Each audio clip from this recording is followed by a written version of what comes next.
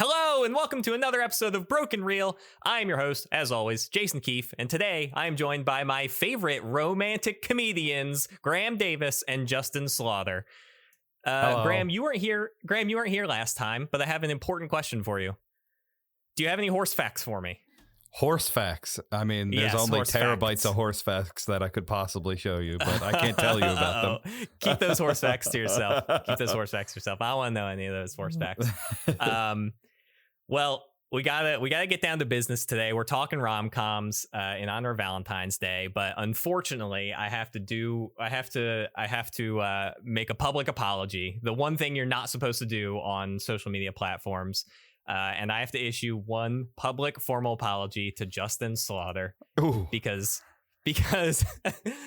a month ago at this point, Slawter blundered on awards show verbiage, and we gave him shit for saying the Grammys instead of the Oscars. And what do you know? He had the foresight when Slawter said he had to catch Sinners before the Grammys, and then he said, well, you know what?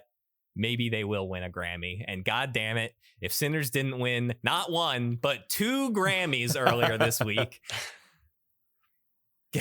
I just brand new running shoe. And then the second one, both of them in my mouth, you know?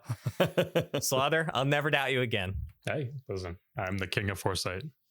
You're the king of foresight. Sinners won best compilation soundtrack at the Grammys in the visual media, and specifically the composer Ludwig Göransson won best score soundtrack for visual media. Ludwig, who I think also did the score for Oppenheimer, if I'm not mistaken, off the top of my head. So this guy's cool. He does a real one. He makes noises. So we like noises, but we do like noises. And we're here not to talk about a certain kind of noise, but to talk about romantic comedies that make some kind of noise.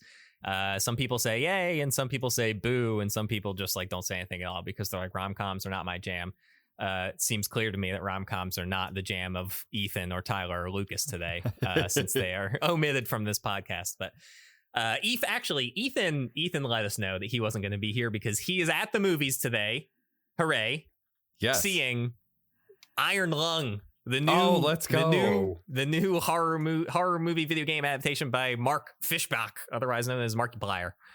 So we'll have to roast him on that probably next episode and get his review on Iron Lung. Yeah, absolutely.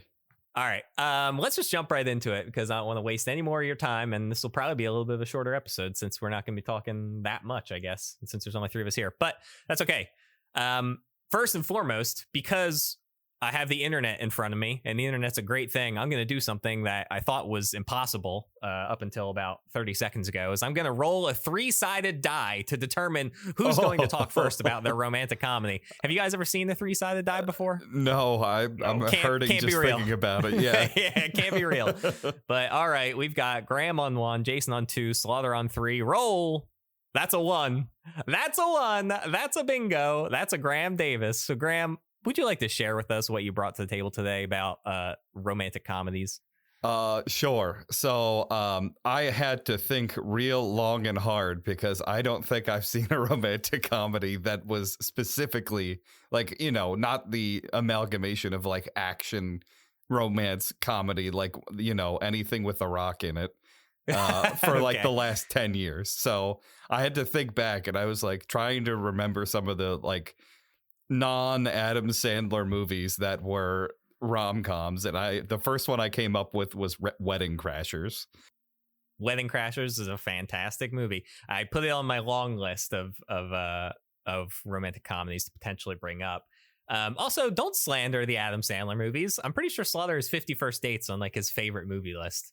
I completely agree. And 3 down from the sorry, not even 3, 2 down from Wedding Crashers is 50 First Dates. That's how Okay. I only got 2 down until I had to go back to Adam Sandler movies. Awesome. But I mean, that's his shtick. He's good at it. Did you see Wedding Crashers when it came out? Oh, is there an alarm? Yeah, preload the alarm. Oh, yeah, there's an alarm here, right here.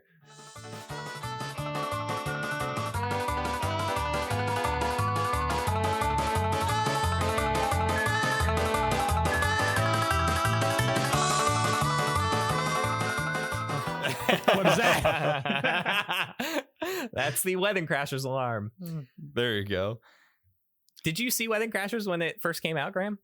I did not see when it came out. I saw it on FX, as all good FX has the yes, movies. as all good children do. Awesome. Yeah, I saw it on FX with all the commercials. And it was it's one of those things where you see it, you're just like, oh man, this is just a fantastic movie. It was funny, and they also mixed in plenty of romance.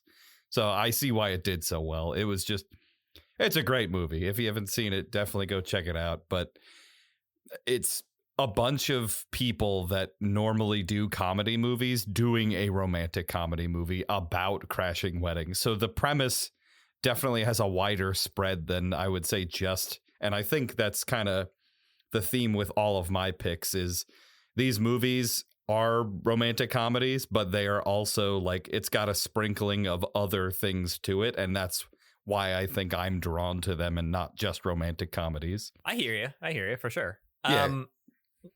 Real quick, Wedding Crashers. I want to talk about, and I don't know if we're going to get into it at all, but I might bring it. I'm going to bring it up now because Wedding Crashers is like a really big one for this. Is that it's very early on in the R-rated comedy era. This is which like I didn't know that. Yeah, that was like something that was like very new, and I was like, I remember when it came out because people were like, "Oh no, you can't watch that movie," and I remember watching it on TV, and I was like, there's nothing wrong with this movie. I was like, sure, there's like some bad good stuff. Shit. Yeah. Oh yeah. Yeah, I think like Something About Mary was probably one of the earlier ones. Maybe the first one. I don't know for sure, but Something About Mary and Wedding Crashers definitely early on, early 2000s, right before we kind of get into like the, I don't know, not to spoil anything that we're going to be talking about later on, but like there was like a whole Ben Stiller run, yes. Adam Sandler run, the Vince Vaughns and the Owen Wilsons, and obviously that kind of molds itself into like the Seth Rogen, Judd Apatow kind of This Is 40 yes. and all that stuff, you know.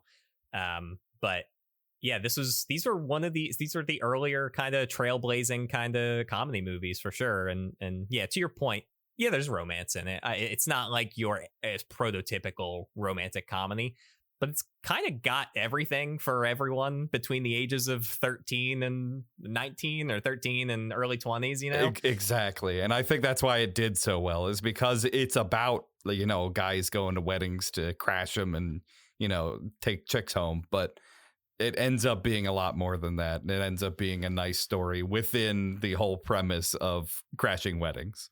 But yeah, that was one of mine. I don't know if you want to round table this bad boy or how you want to do this, but I have a few more I could go through, or I can go through what I thought the core ingredients to a romantic comedy are.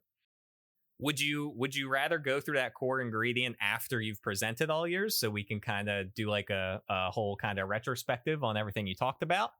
Okay. Do you want to just bang them all out? I only brought one movie, but I brought like a bunch of information on it. So like I'm really only going to be focusing on one.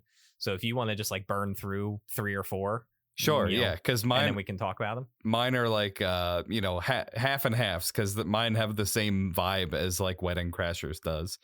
Okay. What else you got? So I have The Hot Chick, where it's if you've never, oh my god, yeah, you remember this movie? It was yeah, yes I do. It was also on FX. Rob Schneider is a woman. Yes, that's exactly what it is. Rob Schneider turns into a girl, and they take the whole romantic comedy idea, but from the complete opposite side. So it's Freaky Friday, but with Rob Schneider in it, and then they add, you know, some romantic comedy into it. So the hot girl is Rob Schneider. So Rob Schneider's playing like essentially the female role, and he ends up going on dates and like dealing with the drama and all of the other regular things that you get into on a romantic comedy, but with this whole like body swap vibe, which I thought was hilarious. Not a lot of body swap movies coming across my table, at least, right? Like no, Freaky there's like Friday 2 and all of those things and everything that's kind of spawned from that. And there was this one that you're talking about, and there's another one I think with Vince Vaughn that's just called like Freaky, that is essentially the same thing. I feel like we talked about it before. It's like this, but Vince Vaughn's a serial killer and he swaps bodies with like a teenage girl. So she's in the body of Vince Vaughn, who was a serial killer, and then he is in the body of this teenage girl. But other than that, I feel like not a lot of body swapping movies. If anyone has any good body swapping movie recommendations, Face Off? Does That's that count? Is that well? No, I guess what I'm thinking is like kind of like a supernatural body swap. Yes, like Face Off is like a physical transformation. Yeah. Yeah, but yeah, to your point, that's good. Is there I can't remember. I've only seen The Hot Chick like twice, but I can't remember if Rob Schneider's character is like attempting to like seek a relationship or anything like that, or like the whole message of the movie is like he just like learns to live with what he has when he gets taken out of his body, and he like learns to appreciate his life. I don't remember. There is a romantic aspect to this film. Yeah, so I mean, you nailed it with just even if you just look at the front of the cover of the movie, you'd be like, oh, that's the story. That's basically the story. But is the cover not him in like a pink T-shirt that's two sizes too small? That's exactly what it is. I'm pretty sure it's him in a towel with cucumbers over his man nipples. Oh, that's right. Yes, yeah, it is. But that's the idea, is like he swaps with the hot girl. So like obviously the funny parts is like you could watch the girl with like Rob Schneider's brain in her, which is hilarious to watch. And they kind of keep cutting back to that to just, add some extra comedy in there. But the girl version of Rob Schneider, who is like the actual girl, she is like, she's dating this one, like, hot jock guy, and ends up in rough times with him, and then ends up, I can't remember who it is. There's some other love interest halfway through who is like always there for her. And she finally realizes like there's the substance in that relationship versus the other like jock guy. It's the very, prototypical jock guy, no substance plot line. I think I'm picking up what you're putting down here. Yeah. You talked about a through line for your movies. I think I'm picking it up, but I'm curious. How many did you want to move on to your next one? Or Slaughter, did you have any hot chick takes that you wanted to talk about? This movie is a nightmare. I mean, this is deep in the fucking it's great, dude. mid 2000s. It's great. Like, yeah, for sure. What's crazy? This is 2002. Wow. Directed by Tom Brady. Tom Brady. No way. This man can do everything. All right, what else you got, Graham? So I've got two on basically the same lines. I have 50 First Dates on here, but I'm gonna let Slaughter take that one because I already know it's on his list too. Man.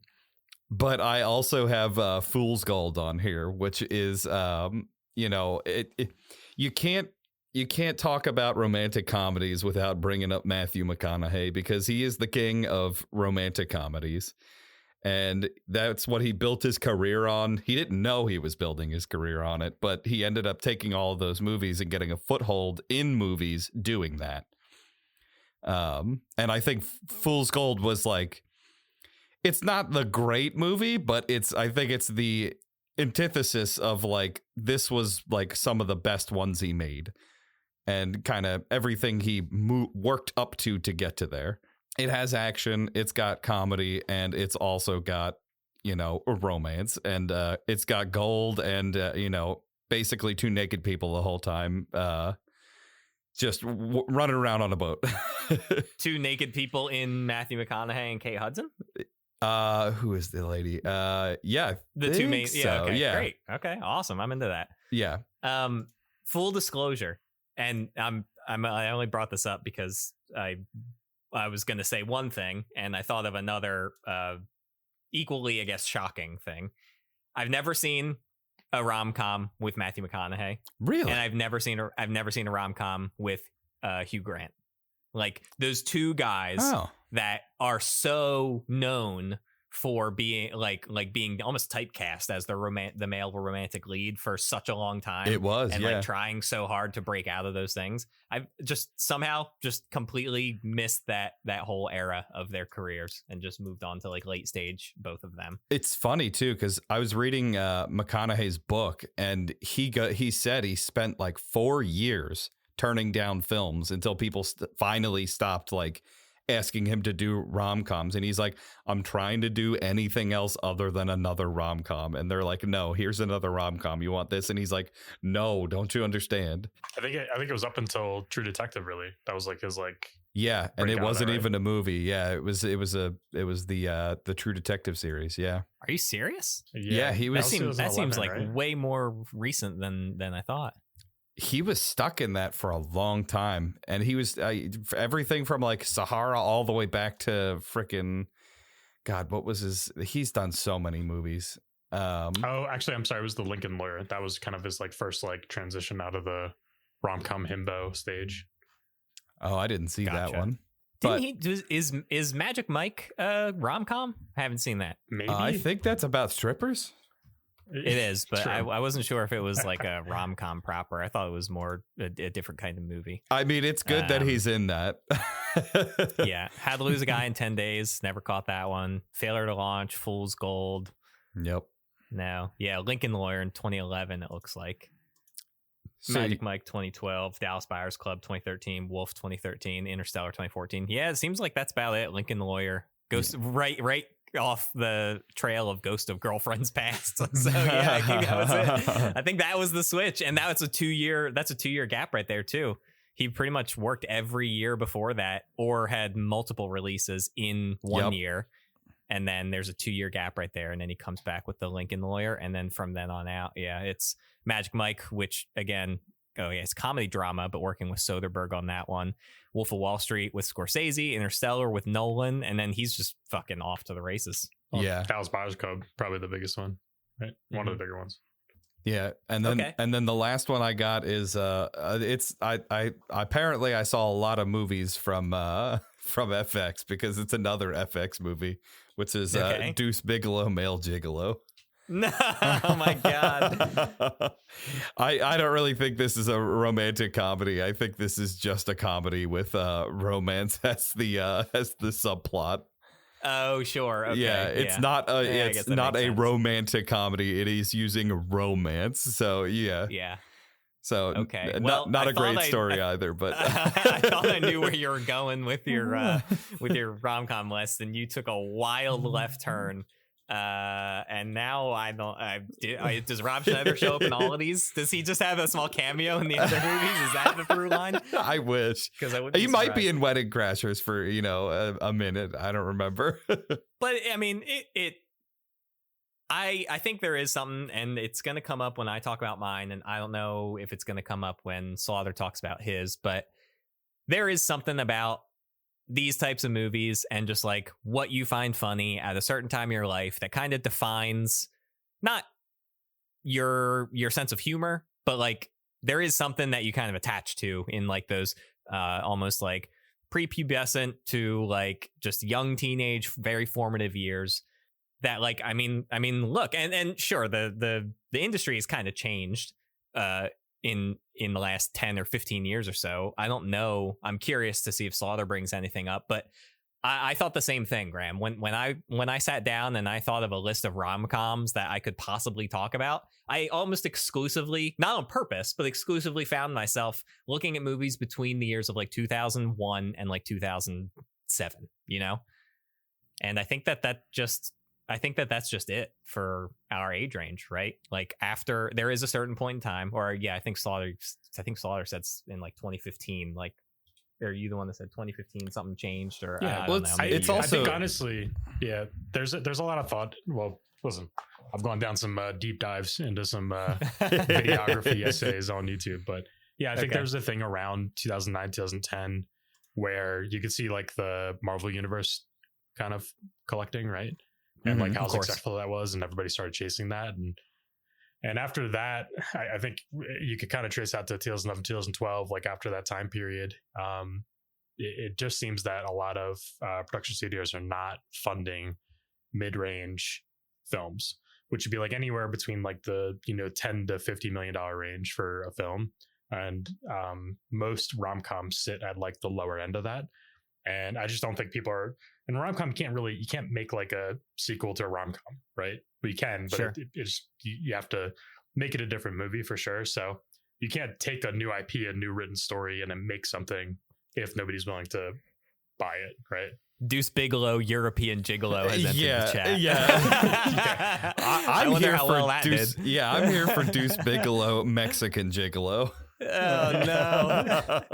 He does Deuce Bigelow, Mexican Gigolo in like Big Daddy and Benchwarmers and every other fucking yeah. Oh, that's too funny. Yeah, I think you nailed the nail on the head there, Slawter. I think this is, and also I think it has to do with like where our age range lands. I think this is something that like relatability is a big reason why I think people watch these types of movies, where it's like if you're in the stage of your life where you're like, you know, seeking out like companionship, I think you might end up, you know, watching one or two of these just based on, you know, curiosity or how you're feeling, or I don't know. You don't walk through Blockbuster anymore, but I'm sure Netflix is trying to jam something like this down your throat every once in a while. Yeah, it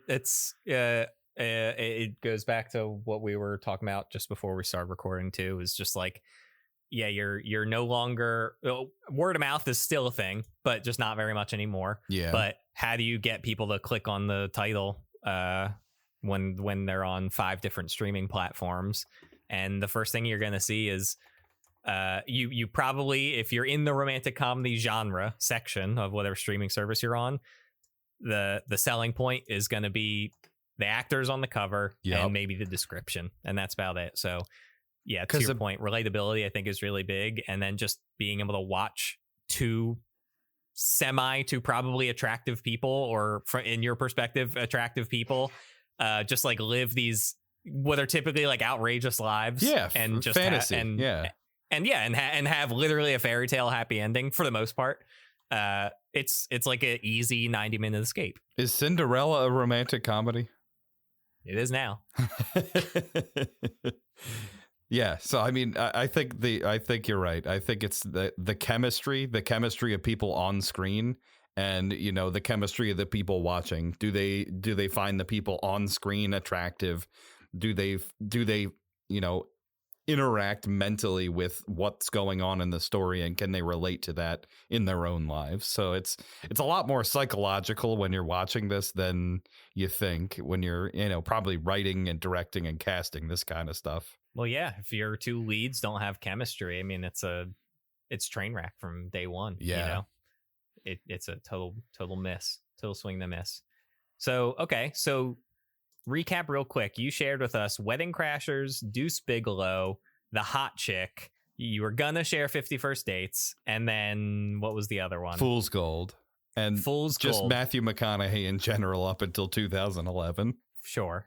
So you have a theory? Do you have a theory on these movies that you picked out that you want to talk about, or is there a through line that you just recognize as you're picking them out? Like what is this overall kind of idea that you wanted to bring up? Oh, I was just kind of what I already kind of started talking about, like, you know, the core ingredients of like what makes a romantic comedy. Because I was like sitting here thinking, I was like, okay, if you had to sit down and write a romantic comedy, how would that look versus like starting something with like, you know, an adventure story or like a horror film or something like that. It's something I've never put my mind into to like write before.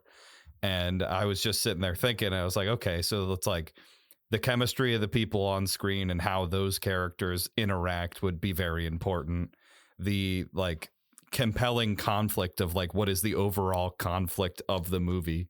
Like I remember seeing, God, what was it? Employee of the Month, which I think is like a Dane Cook movie. And I was like, why do I remember this movie so fervently versus anything else? Yeah, and it's like, it was not a good movie. It was a very bad movie, but I remembered it very well. And it was the first thing I thought of when we were like, pick out romantic comedies. And I was like, oh yeah, that movie with like Dane Cook, who he's working at like a Wegmans. And it's like, yeah, he's working at Best Buy. Come on. yeah. Right? No, He's working at like Costco. Yeah. It's like a Costco. Yeah. It's like a Costco And with it's like, Jessica Simpson. yeah, it's Jessica Simpson shows up as like a teller, and he's like, man, that chick is hot. I gotta win the sales competition. And that's the whole story. Because that's what happens when you work in retail. Yeah. Exactly. Well, If I could, you remember what was wrong with her, right? No, I don't. She had big ears. She had big ears. Yeah. That's what it was. Yeah, that's what it was. Nothing else. That's funny. Yeah. I unfortunately remember everything about that movie. That is one that is like canonized in my fucking. It had to have been on FX, bro. That's exactly what it had to have been. No, I had the DVD. Oh, I had no. DVD. I promise you, I did. I loved Dane Cook when I was 11 years old. There was a thing around that time where like they just took any mildly attractive comedian and they were like, you're gonna be in 1 or 2 rom-coms in the next year, after your special goes off. And that's exactly what happened with Dan Cook. That's funny. Yeah, you're not wrong. When was the last time you guys watched a new romantic comedy? Like a new release one, dude. Like anything that came out in the last 5 years, 10 years, anything that you remember? I was trying to think of that, and I really couldn't. I was like, and I was kind of bringing it back to the whole relatability thing. Is like, I don't think I'm the demographic anymore for that type of movie, just because like I have a wife now, and I'm like, I don't care if it's something that's like on. I'm like, oh, I've got a list of movies I want to see before I'm sitting down and wasting 2 hours of my time watching a romantic comedy. Yeah, you took the words right out of my mouth. Yeah, regarding relatability, like you were saying, it's like when you're at that age range where maybe you're seeking or yearning for companionship. Yeah, this is the perfect type of movie when you're somewhere between the ages of your early teens to early to mid 20s or whatever. But now that you're in your early 30s, it's just like I'll gravitate more towards like a Marriage Story, or I just saw Bradley Cooper's new movie, which is like it's like a marriage drama, but there's comedy in it. You know, it's just like way more grounded in reality than anything as ridiculous as an idea of like Deuce Bigalow or Wedding Crashers or anything like that. That is just like so absurd and over the top, And to be completely honest, I don't think I was ever really drawn to, romantic comedies to begin with. A majority of the movies I've picked are mostly comedies to begin with, like the Hot Chicks, Wedding Crashers, and like Deuce Bigalow. It's mostly comedy stuff, but then there's a through line for romantic comedy to probably sell more tickets at the box office. But Fool's Gold when you appeal to the romance. Yeah, it's you get a larger swath of people other than just a comedy movie. So, of course. Yeah, it's I also completely just an easy plot it. to write, right? Yeah. Well, that was the tough thing too. Is like, okay, you can make a romantic comedy, but then you're making a drama. You're not making a romantic comedy. Is there just a romance movie without like a romantic comedy? I feel like if you don't add the comedy in, it's pretty stale. Well, there is romantic drama, and it's just like way more serious than. And that's like, to me, that is just like the things that are like, if you needed something that was anti-me, it would be that. which is why I didn't make this episode a romantic movie draft, because I was like, we'll do romance drama, romance comedy, wild. I'm like, this is not going to go well. I don't think I'd have like, not going to go well. I don't think I'd be able to make 10. Yeah. So just pulling a rom-com seems easier, but we should have had a special guest for this one and had some female talent on the podcast for this one. I feel like I think we have a pretty skewed general consensus of romantic comedies. Yeah, I was thinking about that. So the first thing I do whenever you give me a prompt, Jason, is I just start watching like YouTube videos about that particular like genre of movie, and by searching rom-com, and then like I got like 15 new channels I'm subscribed to. And they're all like women doing their like video essay stuff, and I'm like, this is great. I vibe with all of it. And I'm like, I've been missing out with this because I've been on the Aronofsky the boy train. Yeah. I've been in boy slap this entire time. I thought you were gonna say that I like ruined your algorithm or something. No, which I did, but in a good way, I guess. Yeah, I fixed it. Okay, great, awesome, thanks. That's a lot of credit. All right, I'm going to roll the 3-sided die again and see who comes up. 2 or 3, and it's 3. Slaughter, go ahead. All right. I had kind of a through line here I wanted to go through.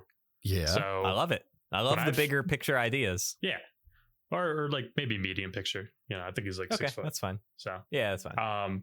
But yeah, so I think of 3 particular films when I think about romantic comedies, and they have one joining factor to them, and it's Ryan Gosling. So okay. So this is like my Ryan Gosling trilogy of romantic movies, right? So obviously you have The Notebook, 2004. You know, bro, I think I feel like this was like a zeitgeist breaking movie, right? Like I feel like almost everybody watched it. Everybody talked about it. It won Oscars, won awards. Have you guys seen it? I watched it for the first time like within the last year. No, this movie's great. I watched it when I think I was 12, like when it came out. So really, yeah, and it was. I mean, it's just a phenomenal movie. I've watched it multiple times since then too.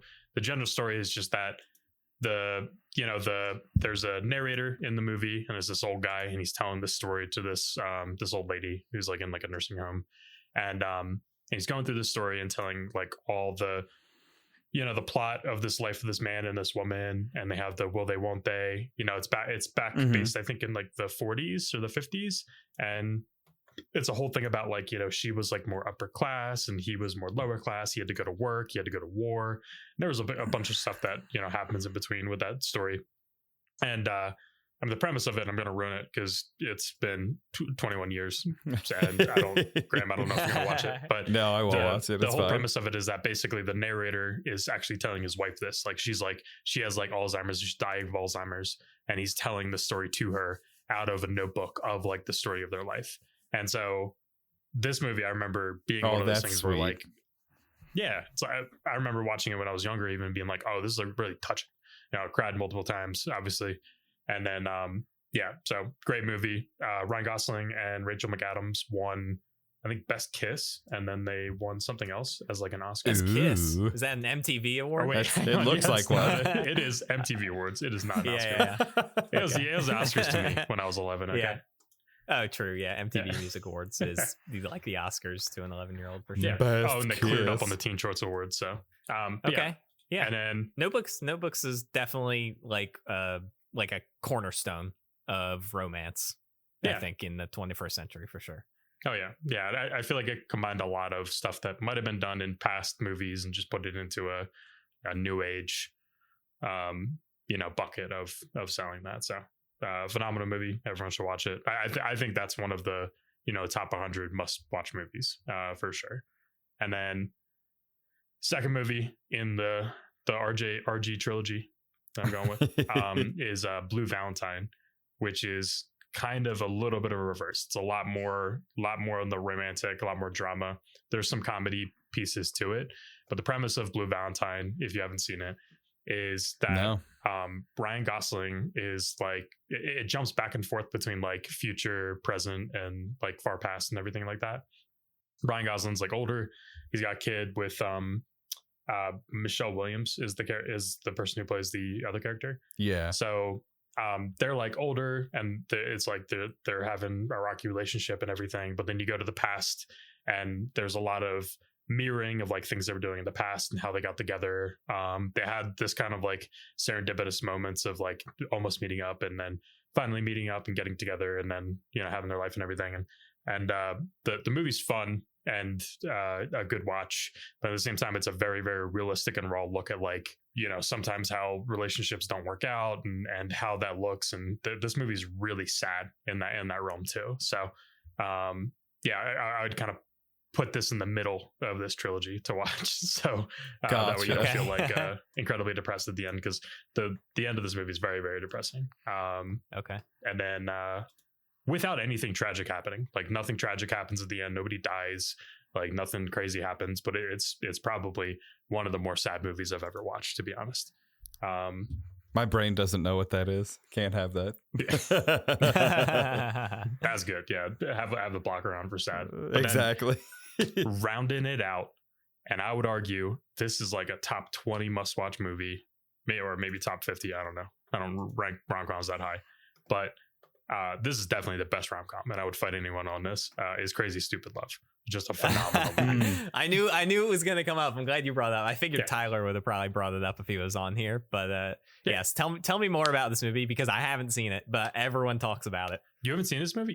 I havenven't need seen to it. see this movie. So put it on the list. Put it on that list. Put this ahead of The Happening, actually. I already watched The Happening. Oh, okay. Still put it ahead of that.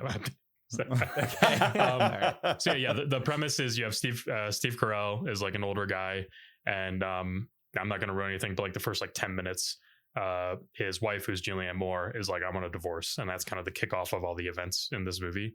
Ryan Gosling plays like the hip, how to get the girl guy, working with Steve Carell throughout the movie. Emma Stone's in it. Who else is in it? Kevin Bacon's in it. Marissa Tomei's in it. The Bacon hater. I can't even. Yeah, it's got a stacked cast. Everyone hits it perfectly. I'm not going to tell you anything about the end of the plot, because this does have an actual twist, and the twist comes out of nowhere. Okay, for sure. Like they hide it pretty well. And then just a great movie. I think one of the coolest things is when watching this movie, I realized that it was one of the first movies I watched, and I took notice of wardrobe being an effect of like the growth of a character, and seeing how all these characters are dressed. Yeah. So and like I was like, oh, this is kind of cool. You can kind of see what's going on here, see people's level of comfort, see how they're doing. And obviously I was only like, I think it was like 17 when this came out, so it wasn't like I was having like some massive reveal or anything like that. But yeah, it was interesting to have that click, like for the first time, being like, oh, that's really cool. Like this is something that's influencing kind of the mise en scène of the film, and how showing the inner dialogue of people without having them just say it. So phenomenal movie, must watch movie. All of them have like the core pieces to rom-com. I think kind of what Graham was getting to there. As far as like the core piece of rom-com, like there's fun to it. You have some romantic undertone, but it's normally not going to be like teeing off of, or it might not be even like the main plot of the story, but the whole premise of it is that there's, two characters, a will they, won't they, maybe some mischances or some particular thing that's keeping them from being together, and then how they overcome that. And it's really cool. And I think Crazy Stupid Love has a few different of those like plots and subplots going on. Yeah. And then how they interweave them and then resolve them is pretty cool. Awesome. It's definitely the one that's been on my radar for a while, but I don't know. I don't know why. I've never watched it, but I hear nothing but good things from a lot of our close friends. So I'll watch it soon. I'll report back. I'll watch it for Valentine's Day. All right, give me a 10-page essay, please. 10 pages. I'll give you 11. Single space, baby. I thought you were gonna say that your third Ryan Gosling movie was Blade Runner 2049. Let's go. That's what I want. Yeah. And actually, we could just turn. I thought about it with this movie. I was like, I started going through this, and I'm like, man, I like there was like 6 movies that were rom-coms on here that had Ryan Gosling in them. And I started thinking about it, I'm like, man, if they were like, you could only watch a movie if a single character was in it, I think mine might be Ryan Gosling. I don't think it's a bad pick. Isn't that Lucas's guy though? No, it's Jake Gyllenhaal. Oh, that's right. Yeah. Jilly. How dare you? Yeah, Jilly. Slawter, did you watch The Fall Guy? Oh, I saw that movie. No, I haven't really watched Ryan Gosling and Emily action Blunt movies. Yeah. It's like an action romance comedy. It's not like pure action. It's kind of one of those movies that has everything. Yeah. I haven't watched Driver either. I haven't seen. Is it Drive? I think it's just Drive. Yeah. If it's the one I haven't seen that either, but I've heard really good things about that movie. And Ryan Gosling in that movie as well. But Fall Guy was a really fun time. Solid 3-star popcorn movie, just loaded with stars and explosions and comedy and everything you want in maybe not everything you want in the summer blockbuster, but like everything you need to just be like, Yeah, I'll go to the movies this Friday. Fuck it, you know? I am thinking about Free Guy with Ryan Reynolds in it. I am not No. thinking. I thought you would. I am not thinking The about Fall the Guy. Fall Guy. It is on my list The Fall though. Guy. It's a fun time. All right. Well, let's talk about one more romantic comedy. And I'm gonna start by painting a picture for you guys. So Ooh. the year is 2004. All right. You're sitting on your rocker gaming I was chair just gonna with say the- gaming rocker chair with speakers. Yeah, you're gaming. Yeah, I had no speakers in mine. I had the Walmart version, Ooh. and the leather was the pleather was blown out of the ass. So I'm always sitting on like yes. exposed 2x4. Oh, yeah, and dude. cotton.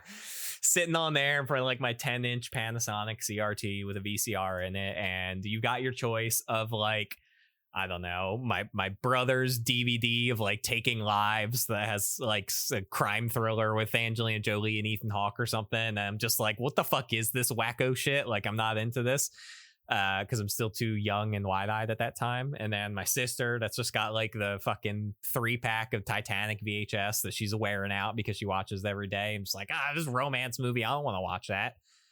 And then your mom comes home from, you know, like the bi-weekly trip to Walmart that at the time wasn't 5 minutes away. It was like a fucking 45-minute trek uphill Yep. both ways kind of thing. And she comes back with a DVD of her of a romantic comedy with her favorite actress in it, Jennifer Aniston, and it's a little movie called Along Came Polly with Jennifer Aniston and Ben Stiller. So this movie came out in 2004, came out in January of 2004, and that's a very important thing to note. I'll get to that in just a second. It came out in January of 2004, but the DVD was released in June of 2004. And I shit you not, when we got this movie on DVD, I burned that shit out the entire summer of 2004. I watched this movie so many fucking times. It's safe to say this is like the first like stereotypical romantic comedy I had ever watched, and I was in love with it for no good reason other than it was at my disposal, which is kind of just like how you fall in love with things at that age when you have no money and no other activities other than a 10-inch Panasonic and like a PlayStation 2 that plays DVDs, right? So this movie did incredibly well, and I don't know if it's just because this was kind of part of Ben Stiller's big run in the mid to early 2000s. He was obviously a huge name. Jennifer Aniston, obviously just an absolute superstar. I think this kind of launched her movie career after she kind of pivoted away from Friends. Kind of just like launched her into that stratosphere of like the Jennifer Aniston we know now. Yeah. As kind of like the female lead in these kinds of movies. But so this movie comes out in 2004, January of 2004, on a budget of $42 million, and the box office was $178 million.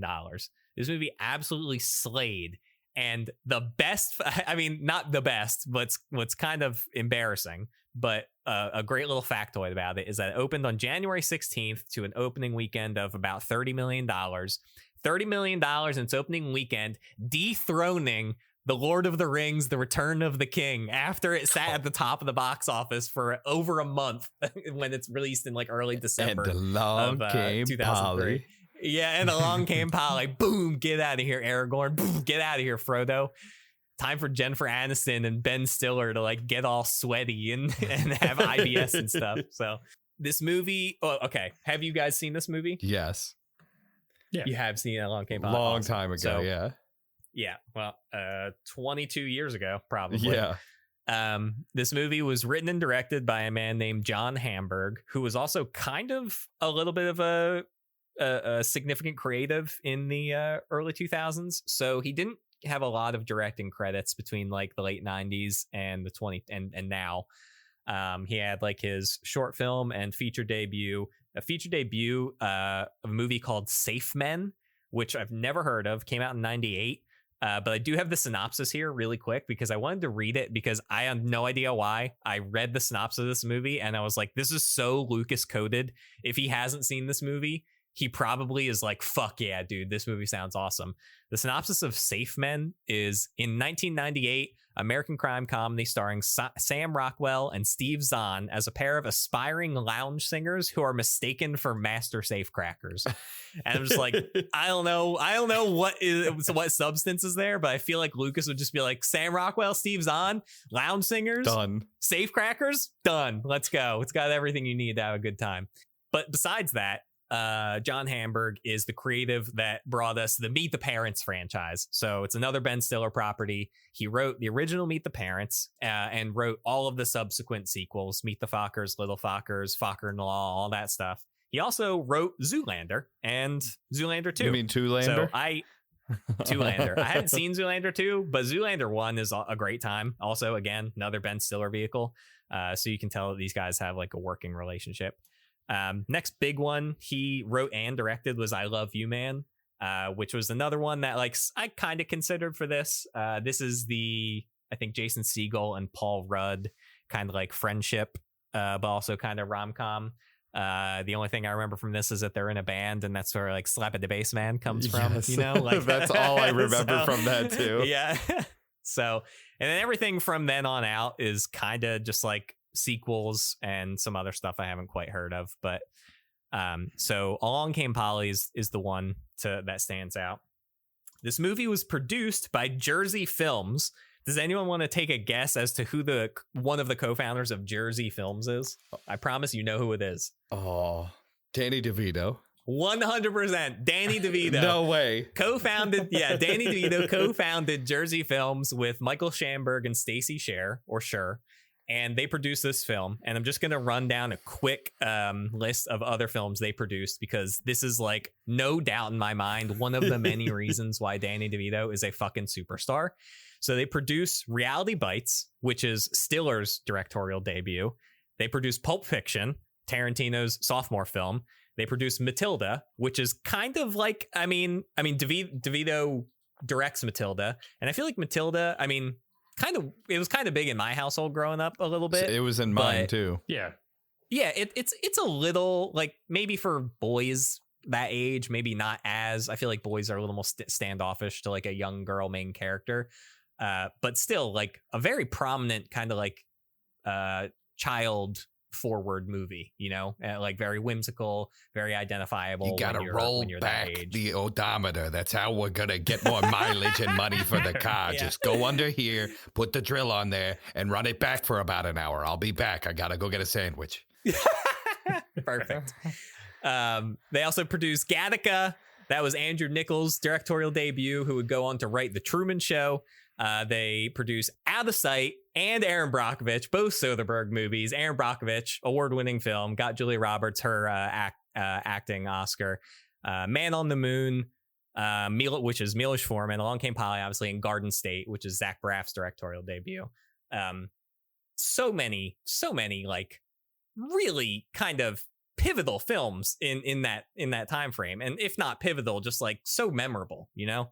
Incredible that Jersey Films and Danny DeVito are part of like so many of these films. I want to bring a little bit of light to the director of photography on this film as well, Seamus McGarvey. He's an Irish cinematographer. Here are some of his credits. He worked on The Winter Guest, which is Alan Rickman's directorial debut. I didn't even know he directed movies. He only directed 2, but this is his directorial debut, Alan Rickman. Also, another movie called The War Zone, which is Tim Roth's directorial debut. I never knew Tim Roth directed anything. This is interesting. I want to go check these movies out now, you know? High Fidelity, which is like Jack Black's breakout role. Atonement and Anna Karenina, he works with Joe Wright on. Atonement and Anna Karenina, I think both of which he was nominated and won best cinematography for. And also worked with Joe Wright on the Black Mirror season 3 premiere called Nosedive, which is the one where Bryce Dallas Howard is like obsessed with her social ratings, like where every interaction you have is like based on the 1 to 5 star scale. He worked on that one as well. He worked with Joss Whedon, shot The Avengers, just like that's just like in your pocket. That's just on your resume, on your utility belt. Yeah, like just fucking what the hell? The Avengers, 50 Shades of Grey, Nocturnal Animals, The Accountant and The Accountant 2, Greatest Showman, Bad Times at the El Royale, just last year, he did Lynn Ramsey's Die My Love, which was like the fucking absolute fever dream of like I don't even know. I don't want to call it a romance movie, but Jennifer Lawrence and Robert Pattinson just like going through the throes of parenthood and being married. That movie was fucking wild. It was a trip. And just as of last Saturday, principal photography wrapped on Greta Gerwig's Narnia, The Magician's Nephew, that he is the cinematographer for. So this guy is got just an absolute stacked resume. Yeah. I was very happy to see that he's got that he's got a Long Game Polly on his list as well. So, couple more things. Music by Theodore Shapiro. I was looking at his credits and it was just unbelievably way too long to bring up.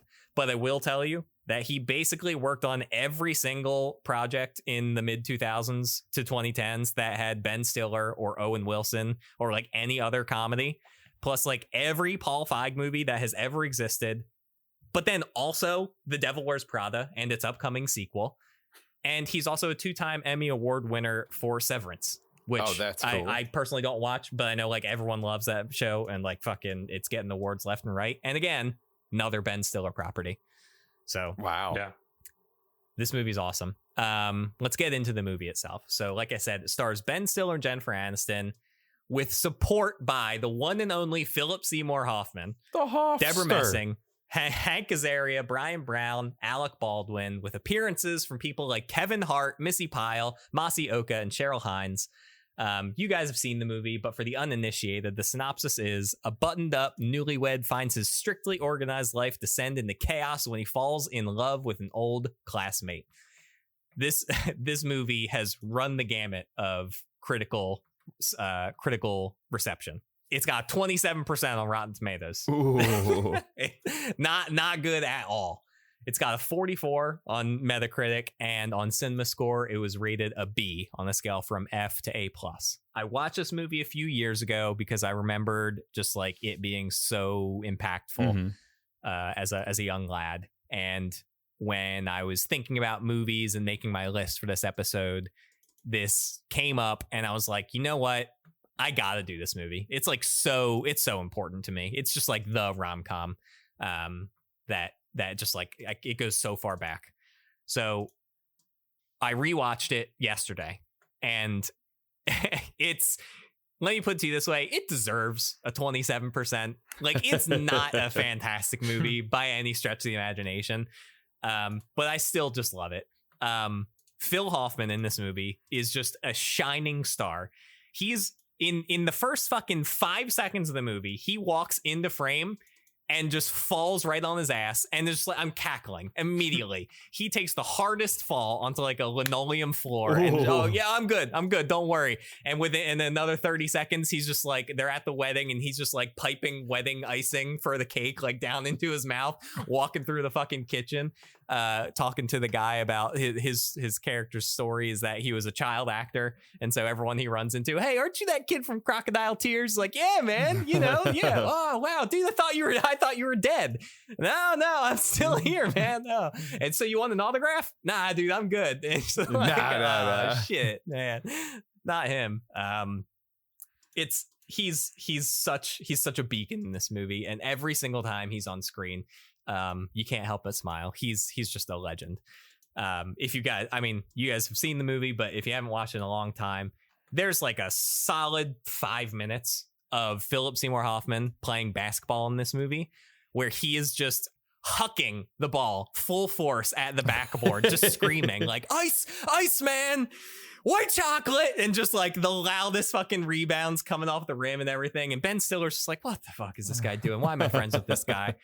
Oh my God. I could watch him on a court just trying to make free throws for and layups for like fucking hours. It's so funny.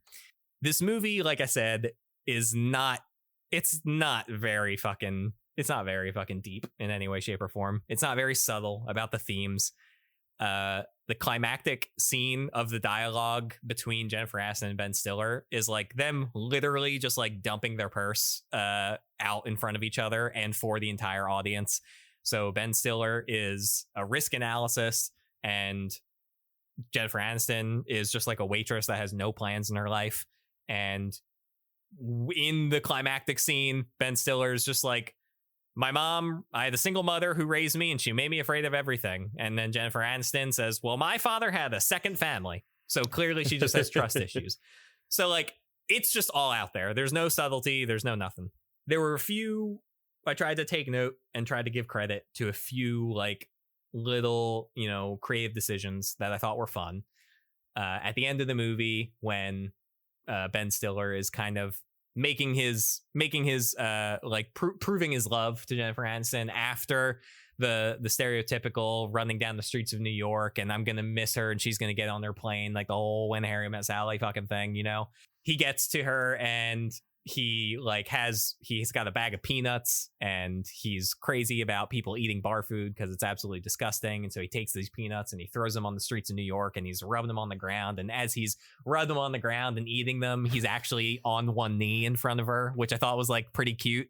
And there's like the whole subplot with Phil Seymour Hoffman's character it's actually funny because when I sent the text out to you guys about doing rom-coms is like, I feel like most of the time, and maybe I feel like maybe in like a lot of the ones that you outlined, Graham, are like the rom-com stories where the best friend is always like the wise man, and the best friend is always like, I know what's best for you, and you need to do this because otherwise you're gonna get hurt, and like you need to listen to me because I know you better than you know yourself, or you're just like getting excited right now. You need to be careful around this. Yeah, I feel like that's always like a that is just the typical best friend in these movies. It's so great in this movie because Philip Seymour Hoffman is the opposite of that. Every single thing he says to Ben Stiller is wrong. It's just flat out wrong. And you're trying to figure out why Ben Stiller hangs out with this guy because he's just like his kryptonite in everything. And so the whole story behind Phil Seymour Hoffman is he's taken back up live theater. He's going back to his roots, and he's in a production of Jesus Christ Superstar. And by the end of it, he is announcing to everyone that he's going to be playing Jesus and he's going to be playing Judas, which I thought was very fun because like he is essentially the angel and the devil on Ben Stiller's shoulders, like throughout this entire movie. 99% of the time, he's the devil telling him every single thing that's wrong about what he needs to be doing to like get with Jennifer Aniston, or like you shouldn't be getting with her, or why don't you just like go back to your wife or whatever. He's wrong in every regard, but he is a ride or die best friend. And Phil Seymour Hoffman basically has like as big of like a character arc as Ben Stiller does in this movie. He's got like the whole fucking like emotional coda of like he replaces Ben Stiller. He's his proxy in the end, where he's like trying to sell someone on insurance because Ben Stiller had to leave and go get Jennifer Aniston or whatever. So it's fantastic. The writing very thin. You know, he goes up there and just like announces to everyone in a very over the top and just like rambunctious way, using all of his stage acting skills to convince all of these risk analysts and insurance agents in a room to insure this guy who is like on paper one of the most dangerous men ever.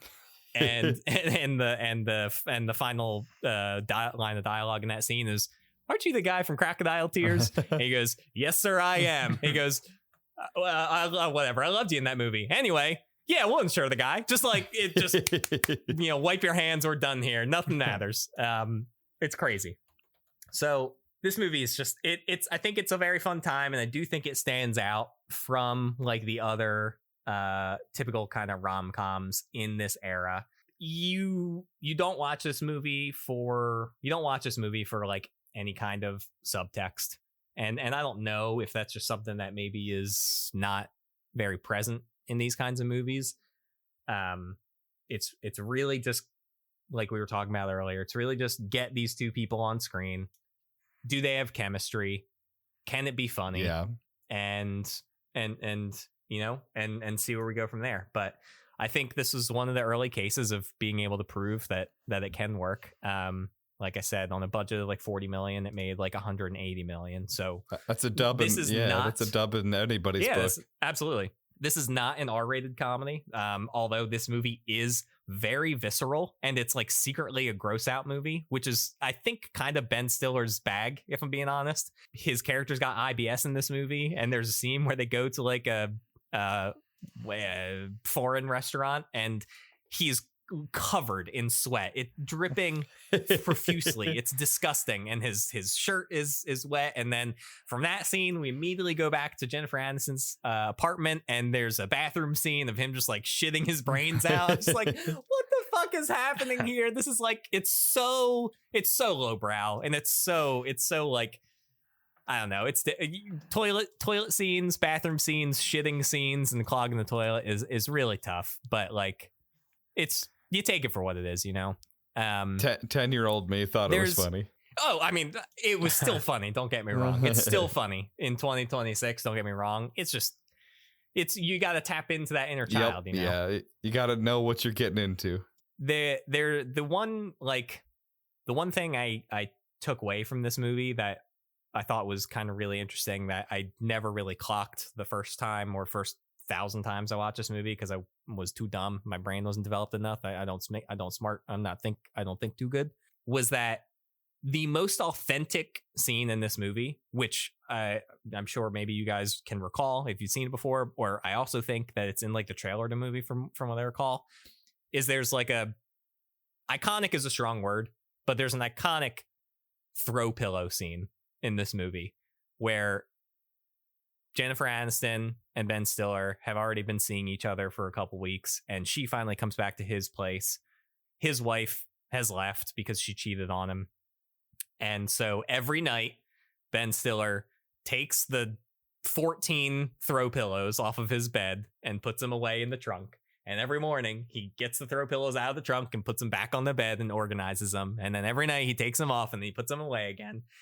And Jennifer Aniston's character is just like, well, why would you do that? I don't understand. You know, these pillows are completely pointless. They're just for show. You know, they're just decoration. Yeah. And he's like, oh, you know, I thought they were nice.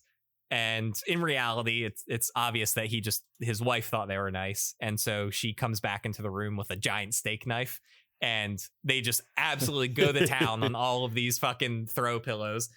To the point where it's like you're afraid that someone's gonna get stabbed or whatever. I just feel like Ben Stiller. I couldn't recall if Ben Stiller accidentally like stabs through a pillow and stabs into his hand, and there's like a hospital trip involved or something, because he's really going at it at a certain point in time. But the entire kind of germ of that scene felt to me like John Hamburg just either in his experience or had a friend or something that just like had this exact conversation about throw pillows, because like the I don't know, the dialogue between them in that is the most authentic, because it doesn't feel written. You know what I'm saying? I guess you could say it almost feels like it could have been on the fly or whatever, improv, but it's such like a normal thought. It's such not a movie thing is what I'm trying to say. It seems like such a normal thought that just like Joe Schmo would have with his wife of 40 years. That's a Seinfeld thing where you're like, what about these peanuts? Yeah, that's a great way to put it. Yeah. And that you're just like, this is so weird. It's a completely isolated scene, with the exception of that, like, it's kind of Ben Stiller's character kind of having a little bit of an emotional release from his wife for the first time. So I don't know. That is a little bit of like an iconic scene for this movie. So. Yeah. And that's what I came away from it. And I'll just end it with the kind of overall message of the movie, which is, again, there's no subtleties here. They literally just like every trick in the book on this movie. There's a textbook trope of Ben Stiller's father, who is a silent character who never speaks in the entire movie. And then when he does speak, he delivers a mic drop moment. So when he does that is when, and he delivers it to Philip Seymour Hoffman's character after he like freaks out on the set of his Jesus Christ Superstar performance. And he says this to him, and Ben Stiller's just standing right next to him. And then Ben Stiller gets, he receives the information secondhand and then has his character arc resolved. But it was delivered to Philip Seymour Hoffman, and then Philip Seymour Hoffman also goes and saves the day for Ben Stiller. So it's so weird, because Philip Seymour Hoffman does not have nearly as much screen time in this movie. He's only in like 4 scenes, which is honestly a travesty. I needed more of him. I want more of him. But the journey both of them go on are identical for the most part. You just see Ben Stiller more, and Ben Stiller's involves a wife and then a new girlfriend, whereas Philip Seymour Hoffman's more of an internal struggle. But so Ben Stiller's dad, who finally speaks up in this movie, he goes up to Philip Seymour Hoffman's character and he says this: "It's always the same story with you, huh, pal? You did this one movie 100 years ago. From then on, you thought you were better than everyone else. Why don't you let go? Move on with your life. It's not about what happened in the past or what you think might happen in the future. It's about the ride, for Christ's sake. There's no point going through all this crap if you're not going to just enjoy the ride. And you know what? When you least expect it, something great might come along. Something better than you ever planned for. You were funny as hell playing those bagpipes, though. Did I ever tell you that?" And it's like, oh my God, just huge white sign and huge black letters. Just like, here you go. If you haven't gotten the movie so far, it's right here in front of you. Which, again, it's like, I'm not looking for Citizen Kane here. I'm not looking for Terrence Malick here. It's just a fucking rom-com with Ben Stiller and Jennifer Aniston. So, but it's a great time. And, next date night, pop on an old classic, 2004. Along Came Polly, if you haven't seen it in a minute. Have a good time. Or get yourself over to YouTube, pull up Philip Seymour Hoffman, Along Came Polly basketball scenes. Just have a ball. Get a bag of popcorn. Just have a great 5 minutes. So I think that's pretty much it. I don't know if you guys had any other honorable mentions. I have my short list here of movies that I potentially was going to bring up. Did you guys have any others that you were maybe going to bring up that just didn't make the cut or anything like that? Well, I realized while you were talking, not the entire time, I have all of the scenes from Along Came Polly and There's Something About Mary just smashed together in my brain. Oh, yeah. This was a very prolific time for Ben Stiller. Yeah. Yeah. Well, they're like, these movies are like 7 years apart, too. So I was trying to figure out. Kind of the start and the end of his run, right? At least in terms of like rom-com stuff, right? Because I think after Along Came Polly, like a year or two after that is Tropic Thunder. And then I think he's kind of just like off doing other things after that. Yeah. Well, I feel you like get like your that was, dodgeballs and stuff like that too. But yeah, all the Rat Pack stuff. For sure. But yeah, I mean, after that was kind of his break into like more directing, producing, writing style or focus. So. Yeah, definitely. Here, I'll run down my list real quick. Yeah. And if anything comes to mind, while I'm talking about these, just bring it up. Feel free to bring it up. So Wedding Crashers was obviously a huge one. You talked about that, Graham. Forgetting Sarah Marshall, that was a tough one. That was like top 3 that I was potentially going to talk about. Forgetting Sarah Marshall, fantastic. Clueless, kind of. I love Clueless. That's an awesome movie. I just don't think it's enough rom in it. Yeah. I feel like just at the end of the movie, Paul Rudd and Alicia Silverstone just end up together and they're step siblings. I'm just like, where did this come from? This is so strange. Punch Drunk Love, kinda fucked up romantic comedy. Oh, that's Scott perfect. Yeah, Scott Pilgrim vs. the World, kind of also I forgot comedy. To put that one on. I did think about it, but I forgot to write it down. Slaughter's only foray into Wes Anderson, Moonrise Kingdom. Yeah. Kid Forward. Princess Bride, kind of like fantasy romantic comedy. Adventure romance. Yeah. Garden State, which I talked about earlier with Jersey Films. That's Zach Braff and Natalie Portman. That's great. Groundhog Day, which I just got done my marathon on Monday, I think was Groundhog Day. Yeah. You really don't appreciate the intricacies of Andy McDowell and Bill Murray until your 4th watch of Groundhog Day. When you're really feeling the fucking psychosis set in, you're like, okay, I understand why this is a great movie. And then similarly related to Groundhog Day, Palm Springs, another fantastic time loop movie. If you guys haven't seen that one, that one's great. That's Kristen Milioti and Andy Samberg.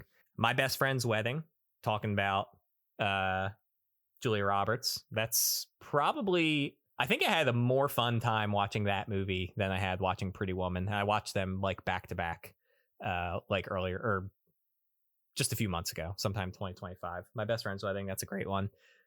Broadcast News, the classic 80s, and then Pretty Woman I mentioned, and then obviously When Harry Met Sally is like everyone credits as the birth of the modern rom-com. So Nice. what do you guys think? Anything else? Any other rom-com thoughts? I've had enough strawberries for a lifetime. Enough strawberries for a lifetime. Perfect. It's the perfect way to put it. So I think that's it. I think we did it today. I appreciate you guys for showing up. Thank you all for listening. You can find Broken Reel on all your popular podcast platforms as Spotify, Amazon, Apple Music, and everything of the like. Please rate, follow, download, all of those fun things. We are also found on YouTube under Third Unit Movies, and I'm going to give a little shameless self-plug here. I've also started putting out episodes of my solo weekly new release pod called One Please, where I review new release movies and just kind of talk about the filmmakers involved and general thoughts about the filmmakers, their filmography. And sometimes I watch old movies that were taken inspiration from for these new releases. So I'm doing a little bit of catch up on those early episodes right now. But I think in the next few weeks, I'm going to be covering about one movie per week. And we can really dive deep into the new releases of 2026. So I'm really looking forward to that.